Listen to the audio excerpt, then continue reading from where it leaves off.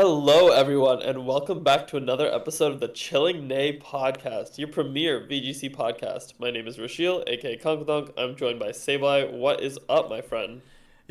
Everything's good. I'm stressing for Louisville as it is this weekend, but it's everything's good. Hopefully you're good too, and hopefully everybody listening is good. Yeah, doing well. We're missing Tommy today, unfortunately, but yeah, I'm excited to. View Louisville as a fan, but I'm sure it's a bit stressful. I feel like we were talking a little bit before the episode or before we started recording, but Meta's in kind of an interesting place right now where it's centralized, but in a way that maybe there's some creativity, but it's kind of tough. But Yeah, we'll dive on into it. So we had Dortmund regionals in the end of September, so that was maybe like a week, 2 weeks ago, yeah. something like that. Um, and congratulations to David Maraglia. I probably butchered that, but winning with a very cool team that isn't a standard team. Yeah.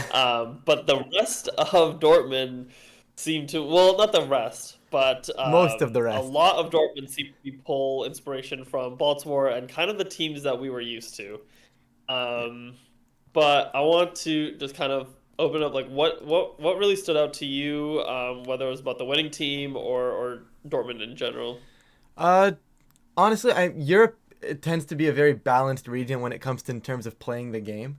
So like nothing was too Yeah, surprising. Now obviously you have that like the Michael the best balanced team there with like the Magmar, the Gambit, the Dragapult, the Rillaboom, yeah, and then it's Primarina Sneasler. And I was really surprised at just how many variants of that specific team there were. If you were to go and filter for the day two, there was like 30 of them in day two. That's insane. Like, I expect yeah, Europe to play a balanced game. I expect most of the people in that region to kind of have a balanced element to their team. But to have like 30 minor variations of that team, with some of them just being duplicates, is absolutely wild to me. We saw very minimal rain in that tournament. We saw a ton of those, and then we just had a Toxtricity make top 8. So I don't know what's yeah. going on in Europe, although Toxtricity is very cool. It, so I feel like the top eight, it was like six standard teams, and then the Driftblim Toxtricity team, which we'll have to talk about a bit more about Hmm. in a bit because Tommy will kill us if we don't. But I feel like this winning team is like what I want to touch upon first because like Hmm. I've tried playing it actually, and it's like it is a very aggressive team, and it kind of like on paper it doesn't necessarily look that way. Where it's like okay, you have like Annihilate plus Follow Me, like you're expected to like bulk up. You can set up with Gholdengo, but like this Specs Hydreigon, Life Orb Garchomp, and like this is Metal Coat, Terra Steel, Gholdengo. Yeah. It's like a fairly aggressive team, but also interesting because Double Dragon seems to have picked up quite a bit. Normally we've seen it with Dragonite and Garchomp, but this Hydreigon Garchomp you can kind of do the same thing, which is Earthquake next to the other dragon, and the other dragon can kind of dish out big damage. Um, but lack of with Primarina kind of being the only meta relevant fairy type, Yeah.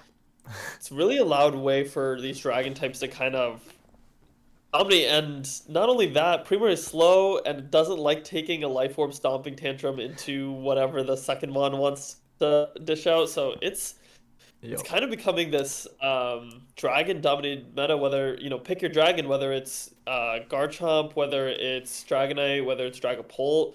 We're seeing on a lot of these teams. We see a Como here. Like there's Hmm.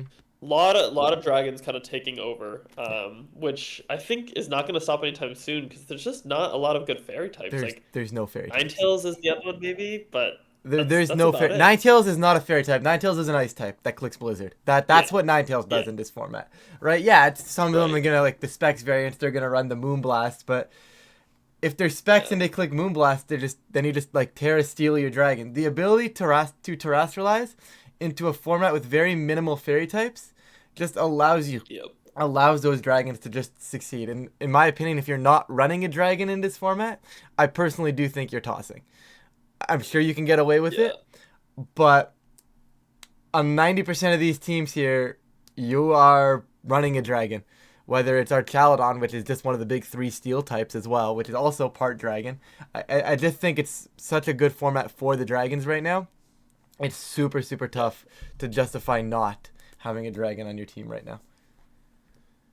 And it's interesting because like normally like the team building like fundamental is like you need to have a fire water grass core, or not need to, but it's really strong. And then, the secondary trio is, the steel fairy dragon. Yeah. We're seeing a lot of people not opt for that fire water grass. Like looking through this top eight, I mean, winning team doesn't have a Firemon, a Watermon, and essentially doesn't be Grassmon. Like Whimsicott is not even like Hey, you can't don't. really count it as a Nah, nah, like nah, nah, nah. Don't bully the boy. Don't bully the boy caught. He's a good boy. He did nothing wrong. yeah. All right, all right. But then we go down and okay, the second place team doesn't have a water type. Yep. Third place team doesn't Doesn't have a have a fire fire type. type. Fourth place team, doesn't have a water type. Like where people are kind of straying away from that where you don't need it, and the dragon types, especially I mean, resisting that whole fire water grass core and not having a fairy in its way, like it is just they're really thriving right now, and I don't see that stopping anytime soon. The It, other mon I want to bring up is like when will Sneasler stop sneezling? I mean, this guy it's so is dumb. probably the biggest this in the entire meta, and like look at how many teams this thing is on. Like I'm just scrolling through Victory Road, like this tournament, and oh my god, like it's on at least half of these teams, if Yep. not more. And it's just there to click Dire Claw. It's Like if you have a fairy type, too too bad bad. because Dire Claw not only you can tear up, but sure you might go to sleep. You might get paralyzed and can't move. You might get poison. Like it is just, and then a lot of them are running poison touch too. So I think I saw someone do like put out a chart where it's like a 30% chance to not get status. Yeah, Otherwise, it's dumb. there's a 70% chance to get something. Like It, it, like it's just it's insane. it's such a funny looking mon too. It's just like it just kind of sits there with this dumb look on its face, and it's like, haha, you're poisoned. Haha, you're asleep. It's just like it Yeah. just sits there, and it's like it's so good because you get fake out, so and poison touch, so immediately you're gonna flinch something with a 30% chance to poison them. After that, you have a focus sash, so you very clearly almost impossible for you to die unless it was a multi-target move on that first turn that you were on the board. And then because you're so fast, you just get a chance to either click Dire Claw, close combat for big damage, potentially fish for paras, sleep, poison, whatever you want. And it's just a Pokemon. Remember that Blizzard, like that snow spam team with the Articuno from Articuno. last season? And Yep. it was just meant to put RNG in your favor. That's exactly what Sneasler is, with no setup Yeah. whatsoever. This Pokemon is fast, this Pokemon hits pretty decently hard, and its move has no drawback. And when you have a move that can give you RNG greater than 50% of the time, I have no clue why it would ever fall off. It's just so good and so reliable. As dumb as that sounds. Why is it reliable? I saw this question. I saw this question online, and I gotta ask because I'm curious on your thoughts. Would What do you think is more balanced, or what do you prefer, Urshifu or Sneasler? Okay. I'm going to get hate for this one. And I'm going to say it in a way that's going to get me hate before I explain myself, just so we get more hate comments on the video. I prefer Urshifu. And my Okay. only reason for preferring Urshifu is because it's consistent. I am very well aware of what is happening that Urshifu is going to be doing. Yes, it is broken. Yes, it is incredibly overpowered. However, I know it's going to crit me 3 times. Right? It's not that I have to sit there now and make this game plan where I don't know if I'm going to get poisoned, paralyzed, slept, or nothing. Like I don't have to make the game plan around that. I'm making a game plan around something that I know is happening, which I find a lot easier to do. Now, I do think Urshifu inherently going through Protect and just critting every time is a lot more broken. But in terms of what I would rather deal with, I would rather deal with something that I know for sure is coming into me rather than something that I have no clue what's about to happen here.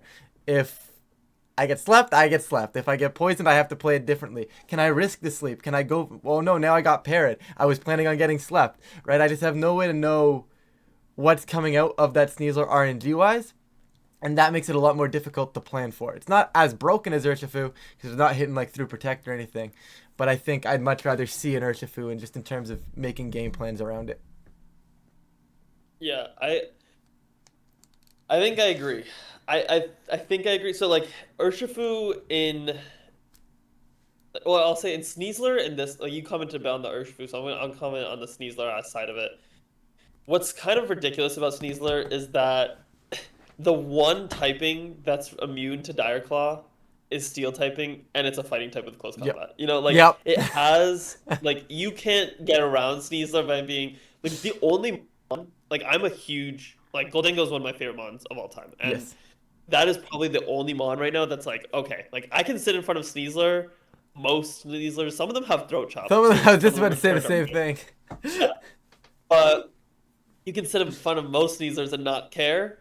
But like that's like the only mod in the format. Because even if you're like, oh, you know what, I'm in Amoonguss, like I don't care about Sneasler, and then you get Dire Claw paralyzed, Dire Claw slept, like it's just so ridiculous Yep. that have like, and I feel like a lot of players, especially like when you're really competing at higher level and you're like these tournaments are feeling like really important to you and you want to do well, like you'd rather deal with like making game plans that you know you can kind of navigate without too much variance, but throwing like Dire Claw into it, like you just can't game plan properly because you're like, okay, like I have this switch, like I can switch in Amoonguss into this Dire Claw, and I'll be fine. But if I get paralyzed or if I get slept, I might just lose, and Yep. like that is a really frustrating way to play the game.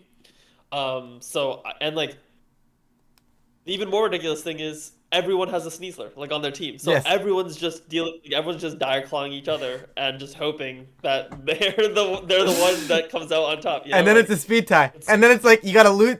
Imagine losing the speed tie into getting Dire Claw slept. It's a big feels bad oh moment. my. I started playing for the first time like recently. Played Sneasler Dragapult. I don't know how everyone's playing Sneasler Dragapult. Like how is not everyone dealing with these speed ties and being like this is so frustrating? But it is they're so strong as a duo.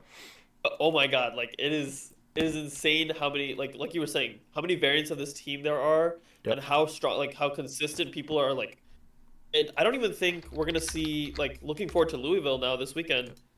I think we're gonna see a lot of this team still. Like I think people are gonna be on this team. I think North Absolutely. America tends to prefer Electabuzz over Magmar. Europe tend to prefer Magmar. So I don't know how much we'll see of that, but like I think we're gonna see a lot of variations of this Sneasler, Pull, Gambit, Primarina, or you know, insert your water type, and then like Rillaboom, Core, Yep. and then your me user. Like that's pretty much the build. The other team I want to touch on that we were kind of talking a bit about before, which is the other Double Dragon team, or not other Double Dragon team, Yeah. but the Yeah. Double Dragon team that's kind of done really well. That one Joinville that we were talking about, Joinville was a mirror in finals actually, and they were all in the same building group as Paul Chua, who got second at Baltimore with it. So just if everyone's keeping track, out of three regionals we've had so far, it's been second, second, and first in two of them, which is insane. Yeah. Um, It's a crazy team. I think we've gone for it. So it's the Dragonite, Garchomp, Ninetales, Moongus. Do you remember the other? Yeah. The Dragonite, Garchomp, Ninetales, King Gambit, and Cinnamungus. yeah. So how do you feel about that one? Because I feel like that team also is not like going away anytime soon. It No, just feels like feels so strong. just once again so many options and like Ninetales is that like Sneasler at home. I mean, you just get that chance to freeze off spamming blizzards because most of them now have adapted to that choice specs variant, and it's a team that's going to give you options in the games. You're not going to just like walk in with this team and win games. Maybe against some like the lesser well built teams, like the poorer built teams, you're probably going to be able to do that.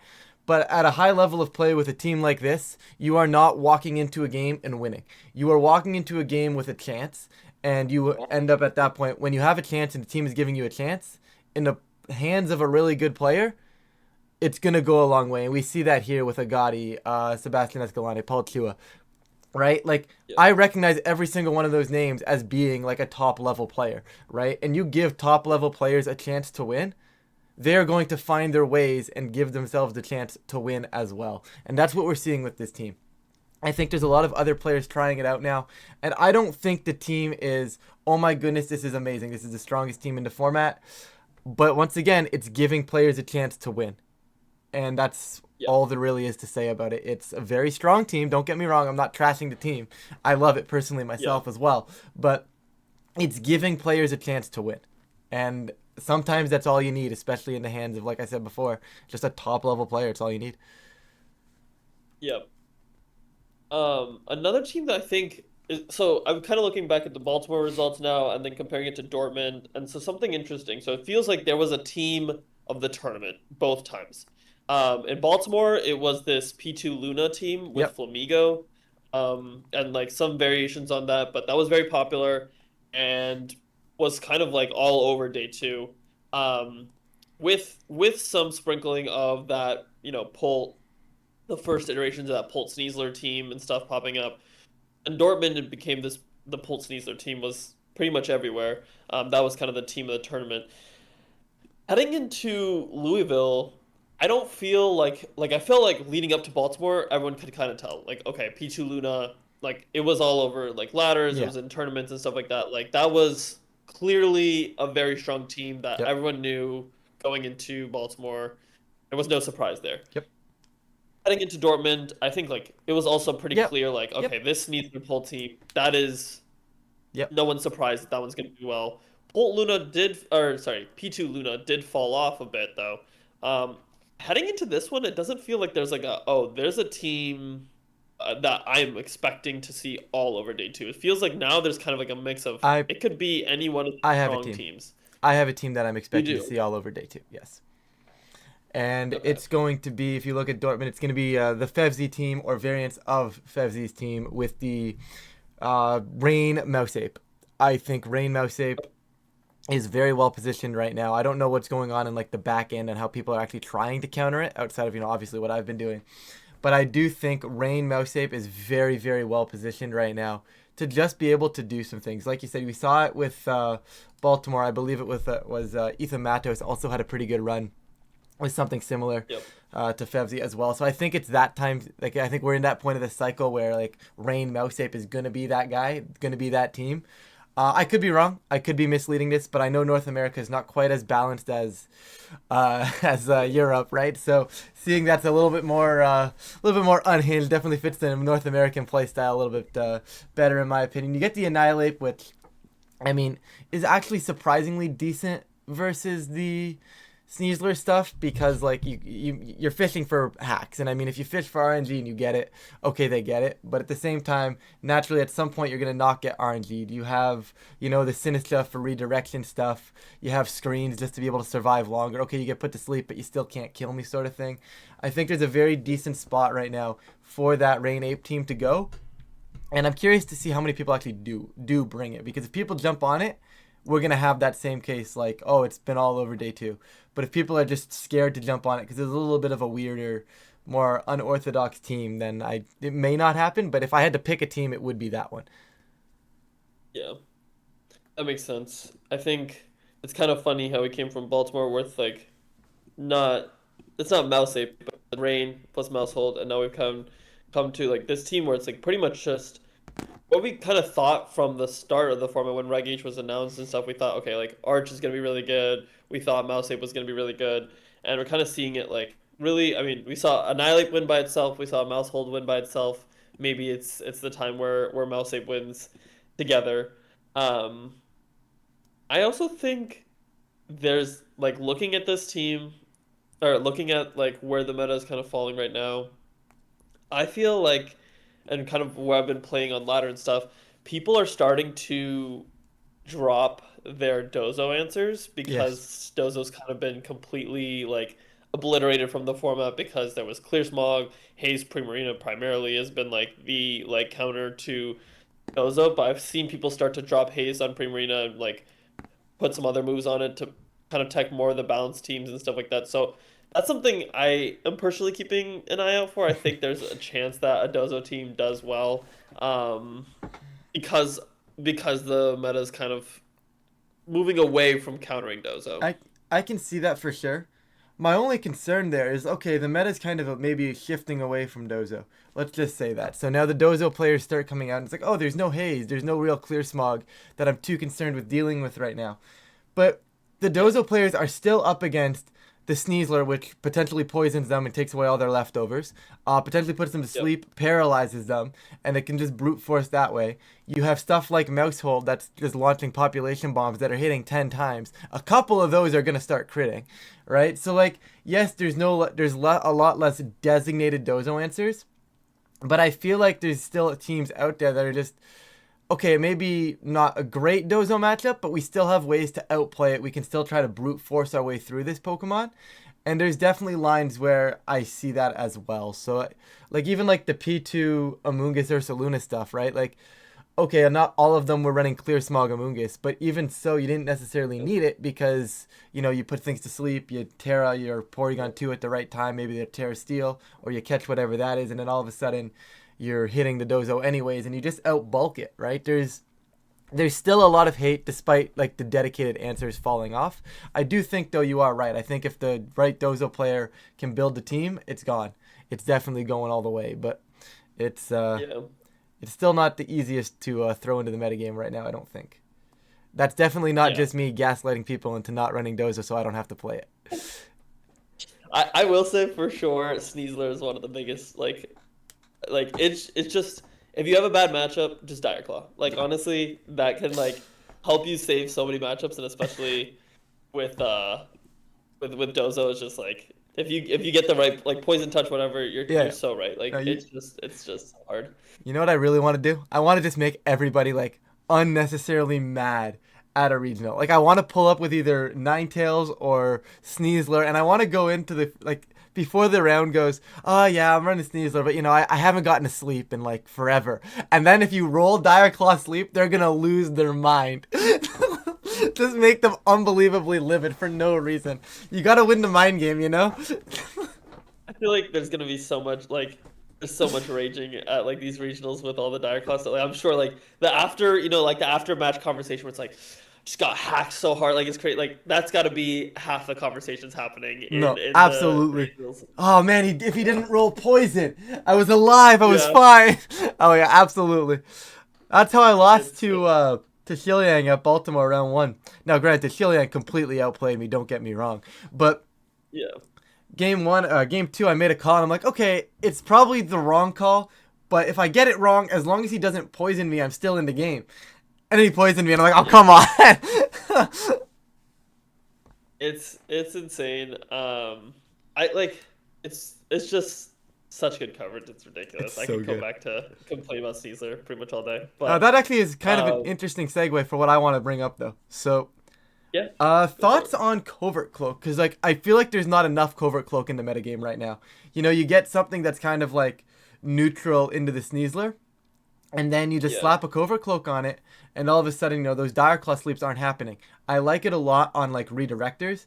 I've seen a little bit of yeah. Moongus with it, and I've actually seen some Volcarona holding a Covert Cloak becoming supportive now as well, instead of the setup variant, and they just redirect that Sneasler attack. And Sneasler has to think twice because not only is Sneasler on the Volcarona, is it not getting the Dire Claw procs, it's also just getting either potentially burned if it's the Volcarona taking the attack, and if Sneasler's on the field and it's not redirecting, it's pressuring Spore into you as well, right? So I feel like Covert Cloak could be a very good way to deal with Sneasler if you can find it on the right mon and a spot to actually put it on your team. What do you think? I agree. I think like it doesn't. The problem with Cobra Cloak is it doesn't fit on maybe a lot of mons in terms of what you want to do with those mons. Yeah. For like a lot of other matchups. But I think like immediately when you said it, like it comes to mind like Amoonguss with Covert Cloak makes a ton of sense, especially because we're in a fake out meta. Like there Yep. is like not a lot of priority blocking, and there is a lot of fake out, pretty much on like not every team, but a lot of teams. Ton of Rillaboom, ton of Incineroar. Incineroar is Sneasler like gets fake out too. completely back Spoiler after alert. Sneasler, yeah. So I think like Cloak on Amoonguss makes a ton of sense, especially for like I think Cloak Amoonguss walls Sneasler pretty hard. And Cloak Volcarona is a cool concept too. I think like that, and I think there's so many follow me users. Like this was kind of a insane stat. I think day two or in the top 32 of Dortmund, 31 out of 32 teams had a redirector, which is like Yeah. absurd. Um, and I kind of want to get your thoughts on that too, because it feels like I like going back to the Covert Cloak. Like I would love Covert Cloak on my redirector. Right. A lot of the redirectors right now are Electabuzz and Magmar with that Eviolite, Right. and like those are just actually like they're so hard to get rid of. It's kind of insane. Yeah. But here's on your thoughts on like why redirection is just so strong right now compared to like other previous metas. It's a slower paced format. There's obviously a whole list of reasons, right? I'm gonna just throw out a couple here, Yeah. and I'm sure I'm gonna get yelled at for either being stupid or getting things wrong. But anyways, from my experience here, right, it's a slower paced format, and there's a lot of setup going around. So whether the redirector, is Clefable, and it's like, oh, I can just redirect that +4 King Gambit that we saw a lot more traditional at the beginning of the metagame. Right now that it's going around, it's like, well, now we have these Vital Spirit, like you said, to Magmar, the Electabuzz. So now I'm redirecting, your Amoonguss, and all of a sudden I'm just gonna prevent you from gaining traction. And I think that's what the Follow Me is for here, because every team is trying to find ways to gain traction, to gain a position in the game, to advance that board state. And having Follow Me in these metagames, you wouldn't think about it as necessary earlier on, because it's like, oh, it's a slow power format. I don't need to like take attacks as well, so I don't really need to redirect anything. But being able to just keep the board state at bay, not caring like, oh, they're gonna set up their King Gambit, I'm gonna burn them with the Magmar. But I also now, oh, I need to keep this piece alive. I can just Follow Me. It's just so consistent into a lot of things. We also have Mouse Ape to deal with, which is definitely something to consider. Why Follow Me needs to be everywhere. There's just so many things on top of each other that are the way the metagame is going. I do think Follow Me or Rage Powder is almost 100% necessary, and I hate to say that, but it's getting there. Yeah, it's pretty absurd, and there's not a lot of spread damage. Like Make It Rain Right. is kind of like and Hyper Voice. I think on Primarina are kind of like the two main ones. Dragon Dart's Dragon Dart's is kind of a weird one You because can it's like redirect more it though, yeah. targeting.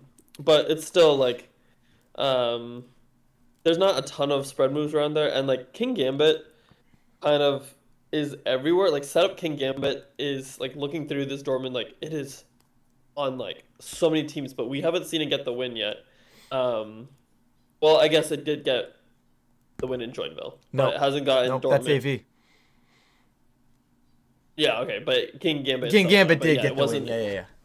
King Gambit did get the win, but yeah, you're right. It wasn't Not the set up. setup It one. wasn't set up King Gambit, which is interesting because that is the like prime, like the more dominant set right now, or at least the more popular set.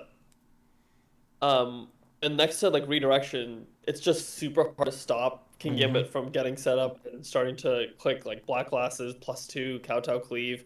And so I don't know. It's interesting. Like I've been team building a bit recently, and like I've been trying with no redirection. It just feels like redirection is just so strong in this format, and without it, feels kind of throwing a little bit. Um, and it's interesting also because like I'm curious on your thoughts on why like I feel like Amoonguss should be in such a bad spot. Like there's Goldango around, there's Goggles, there's Grass, like Rillaboom's on like all these teams. There's Vital Spirit redirectors, and yet we have Amoonguss in second place, fourth place, kind of littered throughout. And Europe likes Amoonguss a lot, Yep. but I'm curious like how do you feel about Amoonguss's place right now with like so many mons that should theoretically be really bad for it? It's just a good Pokemon. And even the Pokemon that are bad for it, a lot of the times can't actually one-shot it. It's like I said, the slower pace of the format. Amoonguss is going to sit on the field.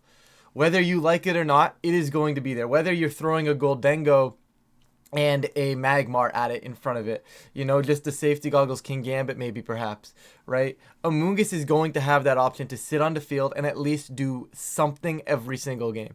You can't have 4 answers to Amoonguss. So if I can at some point have this Amoonguss on the board, and okay, yeah, maybe I'll get a sleep turn here or a crucial redirection here, it just keeps every other piece alive, and it feels so difficult to just take down. And it's like, if you don't have an answer for it, well, my Amoonguss just win me that game, thanks. But if you have answers to it, I don't need to bring it. Or I can try to bring in, like I said, get that one crucial spore, that one crucial sleep powder. It's just such a good Pokemon. It can buy your team turns, and it can definitely win games on its own if your opponent isn't ready for it. It's a good mod, that's all there is to it. Same with Instant, you know? There's a lot of Instant hate at one point going around, and Instant's still doing well.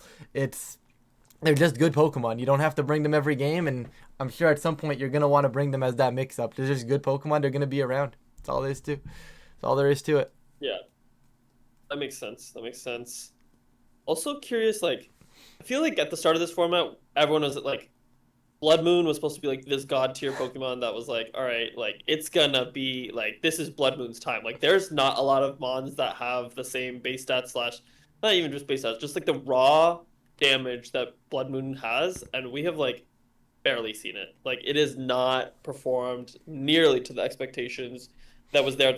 It's actually it's brother like Guts Ursaluna has done way better, like Yeah. way better. So here's like, do you think we're gonna see Blood Moon at Louisville? Do you think we're gonna see it at any point in this meta do well? Like, we see it here in like top 1 and top 16 of Dortmund, but like that's It's kind of it. Maybe one more in top 32. That's about it's it. a weird one because it really Yeah. appreciates immediate Tailwind or a hard set Trick Room team, right? We don't have Yeah. those. We're not in the metagame where we can have that like that semi room team where we just have like the Giraffe Blood Moon as like a Trick Room mode and the rest of the team functions on its own.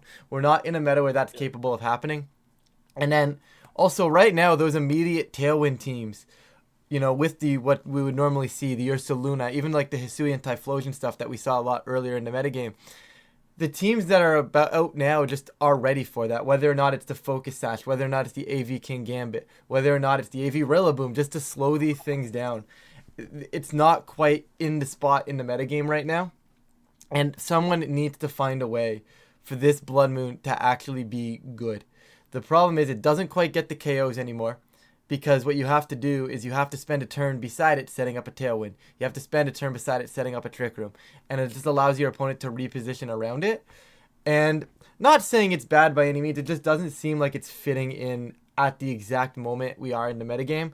I think if somebody can Yeah. adapt it and find a way to deal with that issue, you know, have a way that you can get this thing going without the immediate Tailwind. You can have it as an option, but I think you need to have something else with it as well, right? You just need some way to get this thing going without having to give your opponent chances to realize what you're doing, because like, you know, you spend a turn setting Tailwind, spread Hyper Voice doesn't kill either. You take 90%, King Gambit walks in later and sucker punches you.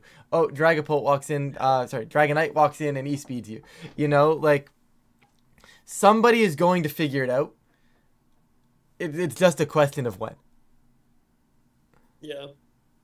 I agree. I also like, I feel similarly about Farig. Like, or some sort of priority blocking in general. Like, I know Frig's not like maybe the best, but we have so much priority in this. Like, at least not every team, but a lot of teams at least have Fake Out, Yeah. Grassy Glide, E-Speed, like something where it's like when I'm playing, I'm like, I feel like it should be good. It just hasn't felt Okay. good. Hear me out.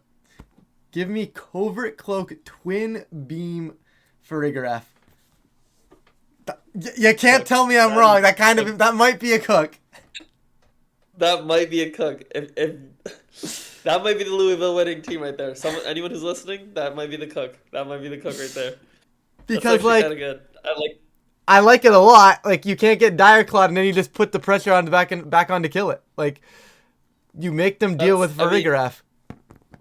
that's what I ran at. I mean, I didn't run Covert Cloak, but I ran Twin Beam Frig at Worlds for specifically for like Urshifu. for Sash Urshifus and Yeah. stuff, and it was cool. Like, Yeah. I could see that working. I could see that working. I could see it becoming a thing for sure. And then like you get to go like you're bulky enough so you can probably get away with a Terra Fairy.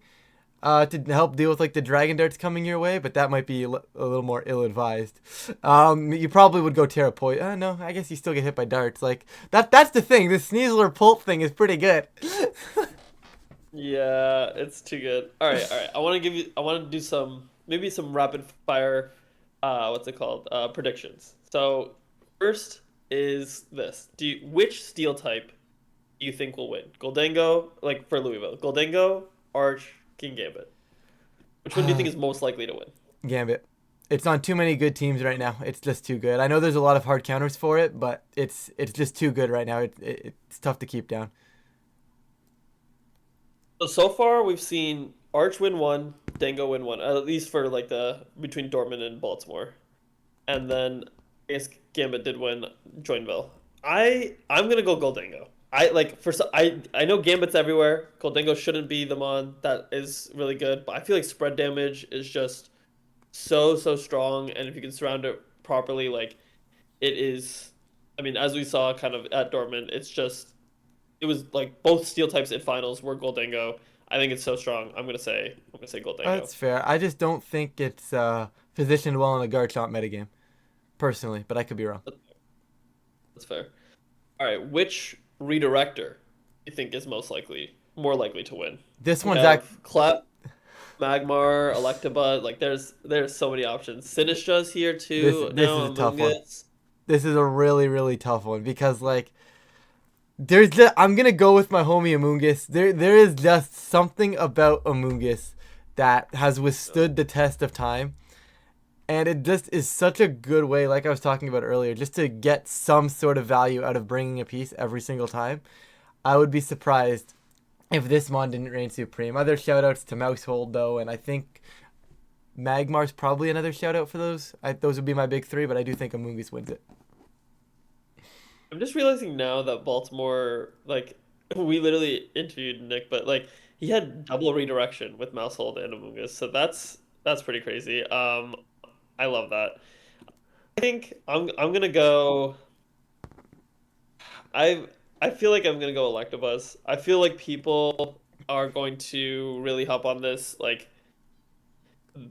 still stay on this King Gambit, Sneasler, Dragapult team, and for some reason NA likes Electabuzz from what I can tell, and EU likes Magmar, and I'm gonna say it's Electabuzz, All but right. I would not be surprised if it was like honestly there's like five redirectors. I wouldn't be surprised if they won, you know? That's what. Yeah, that's the thing. Like I'll see one of them. I may get it wrong, but I wouldn't be surprised if any of them did win. Yeah. All right.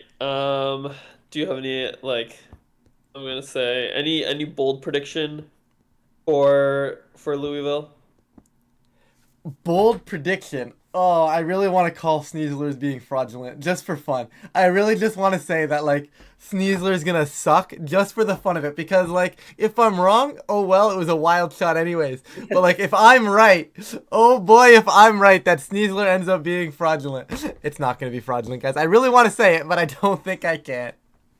Caesar has yet to win. Has not won a regional yet, so That that is does not something. make it fraudulent though, right? Like there's a lot of good players that have never won a regional. There's a lot of good Pokemon that have never won a regional. It's just the nature of the game, but it would not Yeah. surprise me.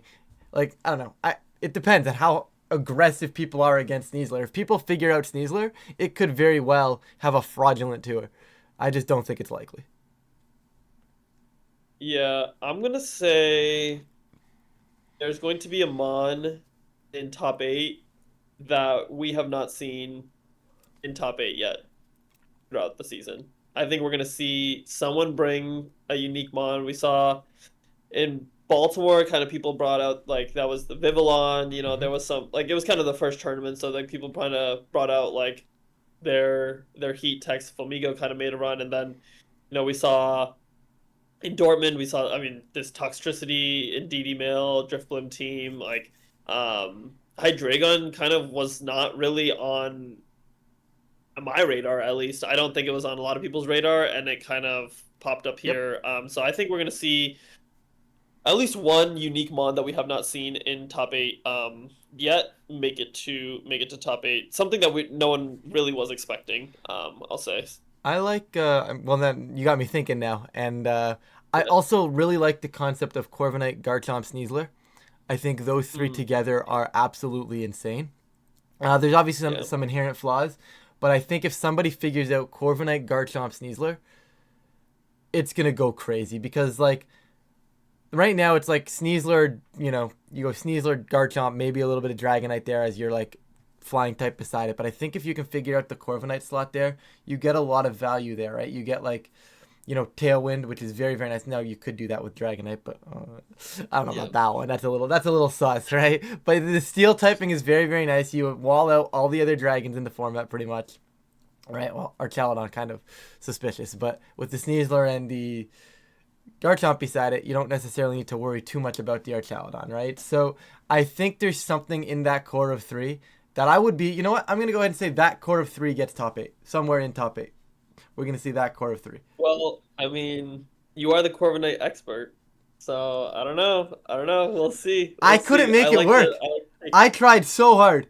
I tried so hard. I even brought it to World Cup to my World Cup match, and it just there's inherent flaws with it, and that's the problem. Yeah. It's just why are you running this and not a better steel type? Or then you have to have two steel types, and if you have two steel types, right, then you're doubling up on typing. So like it's a little, not that that's a problem. We've very clearly seen we can double up on typing in this format.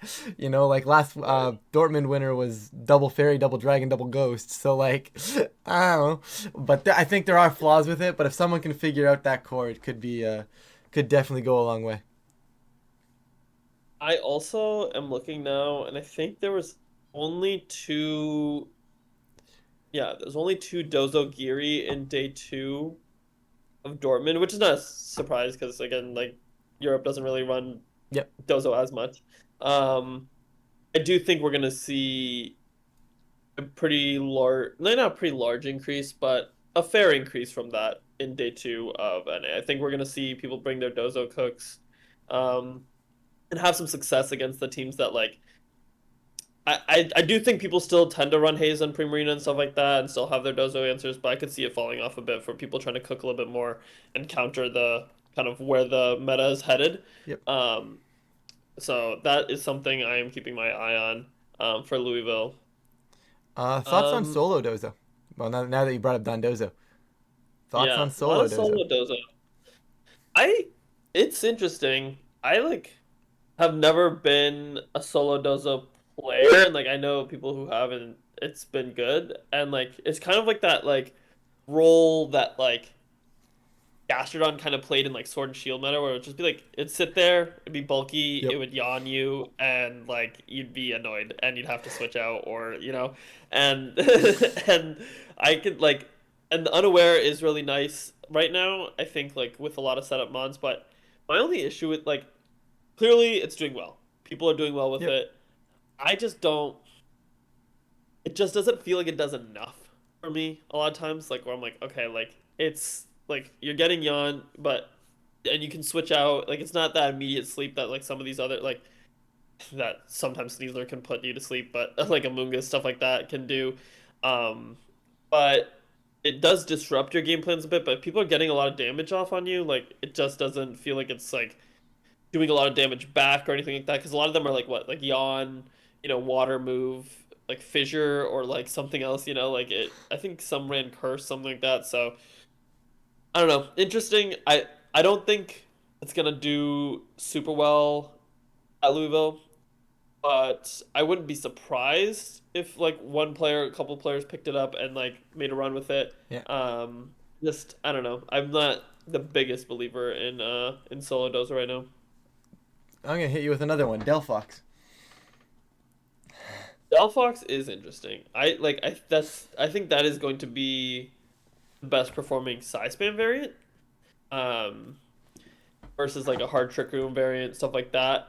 But I think again, like with Rillaboom everywhere, side spam is a little bit of a tricky spot, and like Delphox's attack, like special attack, is not as high as like Yeah. something like an Armarouge, or Hatterene, so does need a little bit of that help there with the damage. So I think it'll do well. Like it'll probably get some top 32, but and there are some pretty good side spam players in NA, so I think like there could be some one that sneaks into top 16. What like whether it's a hard circumcised man, whether it's Delphox, but I don't expect it to do overly well. With it, just feels like there's a lot of counterplay with King Gambit, with Garchomp, like with Rillaboom. Like there's a lot of stuff that threatens Delphox, Armarouge, all that stuff. Yeah, that's valid. Yeah, It's cool, yeah, Mondo.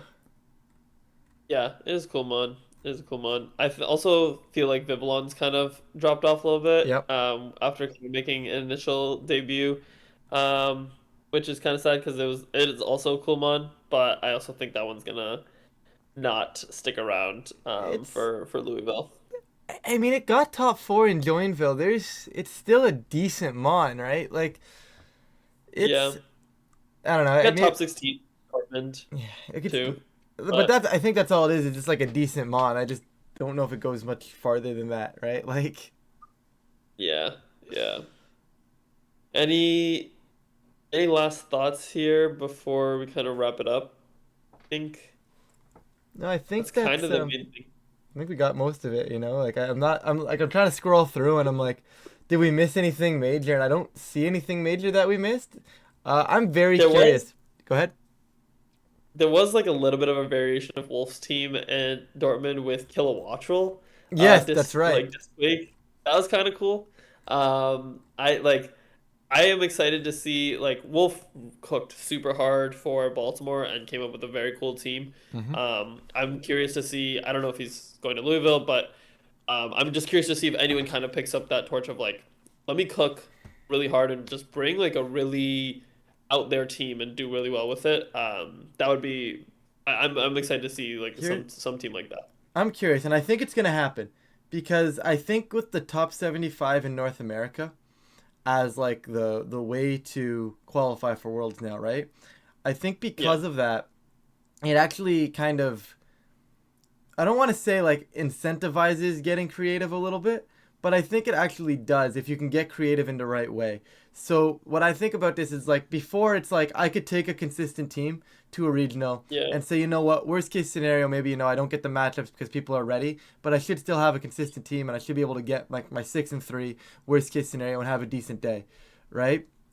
And at least get some points out of it, and that's going to chip away at whatever world's point bar that I need to get at. So whether last year was like 500, I'll get a nice little 6-3. I'll take my 40, 50 points and chip away at that. But with the top 75 now, there is no I'm going to get top 64 and just or top 128, and I'm just going to start chipping away at my invite because I don't think, and maybe I'm wrong in this assumption, but I don't think like 5 top 128s at regionals are getting you an yeah, invite, right? There's going to be yeah, 75 greater players than that, right? And because of that, people may be more incentivized to, lean off of the safe team and go for a little bit of the harder call that can maybe, have that higher upside, push them a little farther into tour, right? Like at least that's position I'm in, right? Like I have a couple balance teams that I'm like, yeah, I can run. But like, what if I tried to make this meta call? The downside to that is if you make the meta call and it doesn't work out, then you get no points. And is that is that worse off for you than maybe just kind of like taking it safe and not having the matchups and getting a little bit of points? It's tough to say. yeah. I don't know what the approach there is. That's I feel like if you're going to enough events, then I fully believe in that strategy because it's like all right, like if I bomb one, like you know what, I have enough where like I can hit whatever BFL or get enough points, but it is interesting. Like I feel like common can like common thought process is exactly what you said. Like bring a team where you feel like you can at least like have a have a chance in every matchup, and like I mean, even I'm sure Wolf felt like I mean Oh, he's Wolf, absolutely. but like anyone who brings like kind of a wacky like even I think his name Jack Clark, right, who Yep. got top eight with like the really wacky team in Dortmund. Sure, he felt like comfortable in 12 matchups, but it's just like a really wacky team and like caught people off guard, and like I think like this is something that I've heard a lot of people say where it's like if like everyone's gonna have practice into Sneasler Pull. Everyone's gonna have practice into all the common teams. If you can throw something their way that they haven't had practice to, they have to figure it out on the fly, and that's immediately puts them a little bit on the back foot. Yep. And so that's something that like I hope we see a lot of creativity in these regionals, like for people to try to like kind of okay, you know what, like because also some people may be like, you know what, I'm not gonna get my invite if I don't win an event. It's like Why I not? need to let me just go all out and try to win this thing with like Absolutely. something that people are not ready for and I hope people kind of take that approach for some of them because I'm excited to see some wacky teams. And also want to throw in there because we were talking about the Wolf team. I'm a full Weezing believer. Like he used in the GC, and I think someone's gonna figure out like a really good Weezing team. I mean, I guess that one was also one really good Weezing team, but I think like Weezing, someone's gonna someone's gonna do really really well with it. I think like it'll top 8 at some point because it's. I feel like turning off abilities right now is crazy strong. Like it is so strong. I think it just needs to wait for the Garchomp meta cycle. If the Garchomp starts declining, I think Weezing's Yeah. around. Although, like, it probably doesn't die to the Earthquake because it's got a pretty good defense stat. So then you pressure back with, like, Will-O-Wisp and stuff. So maybe you don't need to wait for Garchomp to go. But, like, I think If naturally you have like you if probably you have want the to right wait. answers next to it, Yeah. like I don't know. Maybe you're right. Maybe Garchomp will just be too dominant for it to get its spot, but I'm hopeful. I'm hopeful someone will figure out. Maybe I'll try to get in the lab, figure it out. And then Sneasler will But Dire Claw you and you'll get put to sleep and it'll be like, oh, it's so over. yeah. Sneasler. Oh, That should be I the got. title of the episode. I hate Sneasler. Yeah, real. I got one final question for you. Um, All right. how do you feel about Mousehold and Dragapult and their big common strategy basically being just chucking their children across a field and using them to attack? Like, I just want to know, do you think this is like frowned Hot upon? Do you take. think this is a good thing? What are we talking about here? You know what? They're playing with their kids. They're having a good time. Like, seems like good parents, honestly. Right? It seems like the kids are having a good time with it. The parents are having a good time. I love it. I love seeing these families, win regionals. Love I- it. I'm just waiting for Mousehold, Dragapult, Sneasler to win original, and then just have some random joke about like a daycare being opened up, and they can call it like, like I had one, Kids in Claws daycare, and just have a bunch of mice and dreepies running around in the background, and it's just Sneasler and Dragapult at the front. I love that. I love that. It'll be like it's like Fast and Furious, it's like just with the power family. Yeah, Everyone can. nothing is stronger You than can family. win. Yeah. I love it. I love it. Well, I think we'll wrap it up there, but super excited for Louisville this weekend. Super excited to see Ryan crush it at Louisville this weekend. So we'll be Oh, four rooting incoming. for him. No, we'll be rooting for him. It's gonna be great. Can't wait. And as always, thanks for listening, everyone, and we will catch you again in 2 weeks. See you guys. And because Tommy's not here, love you.